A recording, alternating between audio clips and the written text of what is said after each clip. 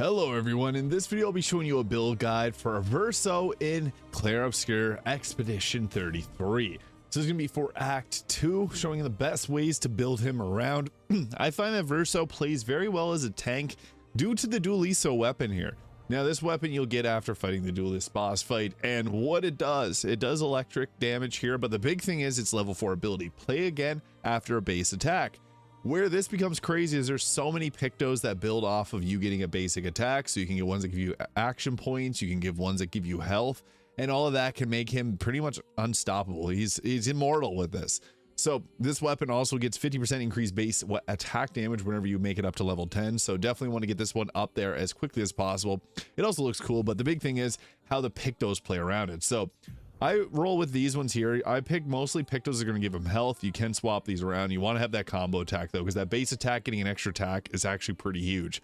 So I started with the healing parry here. Recover 3% heal on a parry at level 10. That gives you 395 health and 152 defense. We want to be somewhat tanky because we get a lot of action points that we can use. And we also get so we can do an attack and then use an item afterwards to revive teammates. It makes him great for a variety of uses. Combo attack again, base attack is one extra hit because every turn that we do, we're going to start with an attack and then we get action points back and we get to attack again, which we could use actual skills at that point. So that becomes crazy. And healing counter, recover 25% health on a counter attack, but this gives 751 health. So it takes our health up to 2,821 points. It's pretty crazy. Now, where it really comes together is Luminas. This is where we're going to get a variety of this build from. So one of the most important ones is the attack lifesteal. So this recovers 50% health on a base attack. Where this becomes a little bit crazy is we get an attack every single turn. So we're constantly healing ourselves. So if you manage to mess up a couple dodges, not a huge deal because he's going to be able to recover his own health. And I'll show you in combat where that becomes very effective. I also like to have augmented aim, 50% increased free aim damage, and then having increased break damage as well. This is going to be super effective for being able to just be this giving you more damage on your free aim, because we're going to use free aim a lot, you'll see, because he gets a lot of action points. We want to use this alongside our marking shots here. So marking shots to apply mark on free aim. Where this becomes important is what we can do is we can set up marked for Mayel to use her Pierce attack, which will do a ton of damage, usually 9999 if you have marked on it. So you can set that up and then use him to maybe use a healing potion to give action points to another character, or give health, or really you name it, because he can do his attack, set up, and then use all the extra turn you get to do different things, even revive. Now where this comes together is this combo attack. So the base attack is one extra attack, which is massive. That's from our own Picto, but if you don't have it, it's 10 Lumina points. We want to have that because that extra attack is huge. We do a lot. We'll be able to do 4 attacks in a turn, and we can recover 50% health on it as well. Critical moments, nice too, 50% increased critical hit chance if health below 30%. Dodger, always have this on. Gain 1 action point on perfect dodge. You're going to want to always have that here. I don't like defensive mode, but dead energy, 3 AP on killing an enemy. You're going to be the one that takes out the flyers because you got so many shots you can do. This is huge too. So gain powerful for 1 turn on base attack. Since we're base attacking every turn, we have powerful every turn. It just makes a whole lot of sense to have this here. And energizing attack. This is where this really does come together. So +1 action point on base attack. Combo attack does 2 attacks. So that's 2 action points extra, and you're going to see it actually stacks up quite a bit. Some of the others are nice, like the extra AEP on battle start.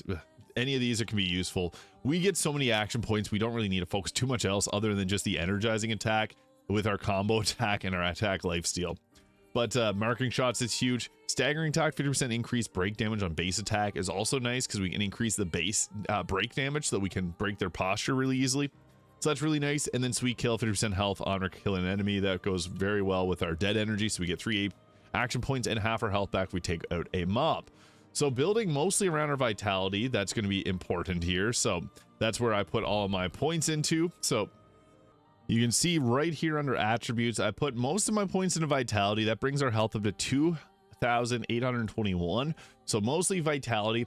Now, when it comes to our speed, we want to make sure that we're going before Mayel. So you can see here, I got 556 speed and Mayel's got 515. You always want to have it this way because he sets up mark. She does crazy damage on mark. So they go together like that. You want to always have that speed roughly higher than Mayel's, but not too high. I also have Luna here with higher speed so she can go first to set up burn, which is always nice to have. And she's got a variety of different abilities that I'll be doing a build on her in the future. Decent critical hit chance, decent attack power, good defense, like pretty high defense. I went with 30 defense. This weapon in particular scales off vitality and defense. That's where you're going to want to put a lot of the points. He's tanky. It just makes a lot of sense. Dualiso, having the nice ability to give you an extra attack, makes us want to build a bit of vitality and defense. I put a bit of points into might though, because we're going to be doing our base attack every single turn. And agility at 15, as I mentioned. She's got, I don't like to build too much into agility because I want him to go first after her or before her, so that you can set up again the marked. Now what this will look like in actual combat. So we get ourselves into a fight here just to showcase it. Now I do have a Pictos set up so that Lune goes first here. I find that that works well because then you can go around. We have a lot of shields to get rid of, but the thing is with her, she's got burn. So the nice thing is you can go ahead with burning everyone wildfire. I typically like just to burn everyone at the start of combat, because if they happen to go next, they're just going to be getting burned.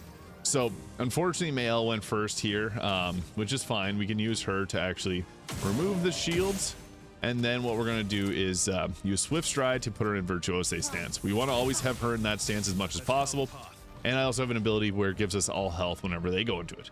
Now Verso, this is where it's all coming together. So if there's one shield on this target left, we have 4 action points. My head's blocking the way, so I guess I should move that. So he's got 3 action points now. I fired off a shot, and what's good about this is that's a bit broken posture. He's got the mark on him, nice. What we can do is we go ahead with our just main attack here. So regular old attack, you could take him out. I may as well do that. So remove the mark, but then since we attacked, we get to go again. Now we have 7 action points, which is crazy, so we can use some of our more powerful attacks. I like to have Radiant Slash as for a skill, because with Radiant Slash we can attack all enemies, so this target's dead, and then we can focus on taking out some of the other targets. So they have a weakness to that works fine. We just want to make sure that we don't use all of our action points. We'll just go with that there, and we'll take them all out. So that was nice. We were able to take out one target, got us action points back. So it's nice that we actually get the attack timing down perfectly. You can see on the left that I go first, Verso goes first, and then Mael, and then same thing, Verso goes first and then Mael. We have 6 action points now. We're going to build them up, so we're able to recover 4 action points with our attack. So we'll just burn that off so that we get our action points back, and then we'll just go with the regular old attack. Now I recommend having a couple different abilities here. So we got our powerful setup. He becomes unstoppable. Marking Shot requires 2 action points. We always want to have at least that. We have 9 right now, so what we'll do is we'll just continually attack. We applied mark there. We have 6 action points left, so if we had another target, we could attack them. Or you can go ahead with using an item, so we can heal. We can give energy tint to like Mael there, or we can go with the revive tint. So I like to just be able to set up our marked and then buff up another team member. And then with Mael, she's got full action points, so then she can do her Fleurette Fury, which she normally wouldn't have been able to do. And this has a good chance of breaking postures, but you can use that in Pierce as well. So you can see there a ton of damage, and it keeps her in a Virtuose stance, so that's perfect. He's going to shield his allies, and we're back with Verso. I'm just going to take him out, but I typically attack till we get down to about 5 there. We apply the mark, then we can just do our attack, so we get that free attack anyways, and we can heal ourselves. You can see there a lot of health recovered, and yeah, that's pretty powerful. So as mentioned, I think that the vitality at 51, 24 might, 15 agility, and 30 defense works very well for Verso. And in terms of skills, this is where I think that there's some that work just a lot better than others. So I went with, I guess I'll show off. I like the Assault 0. This will give you additional perfection if you get critical hits, but it's 5 attacks, so it's kind of nice, and you use your weapon's damage type. And at level B, this gives increased damage, which is kind of nice. You can set that up. From Fire deals medium single target damage, 3 hits, uses weapons element. So if you really need health, this can give you it back. Heals yourself by 20% if the target burns, which you always want to have a burn on the enemy. Marking Shot, this is probably the most important one that we have here, because if you get down to 2 action points, use this to set up Mael. Deals low target, single target damage, applies marked, and that's it gives increased damage. I also like to have the Endbringer. This is level 9. Now what this does, deals extreme single target physical damage, 6 hits. Increased damage if the target is stunned, and can reapply stun at A. So you do have to build up to get this, and you have to have maximum action points, which you're not going to have any issue with getting. So this is crazy. You can usually end most targets if they're stun locked, because yeah, this extends the stun, does extra damage if they're stunned. I pretty much only use this if they are stunned, but we have many other things that we can do otherwise. I like to have Radiant Slash. I like to have just an attack that's going to be able to deal damage to multiple enemies at one time, and it can break posture. Same with this, the perfect break. This is super useful. I use perfect break quite frequently. It's 7 action points, but when you get to B, it only costs 5 action points, and you're likely going to be able to get 5 action points every single turn, no problem. And it can break posture and rank S on break. So yeah, it is crazy. You get yourself boost all the way up to S, and yeah, it's just a very impactful skill to have. So there are some other ones that work well too, but I think those are the best. Like quick strike can be okay if you want to set up early.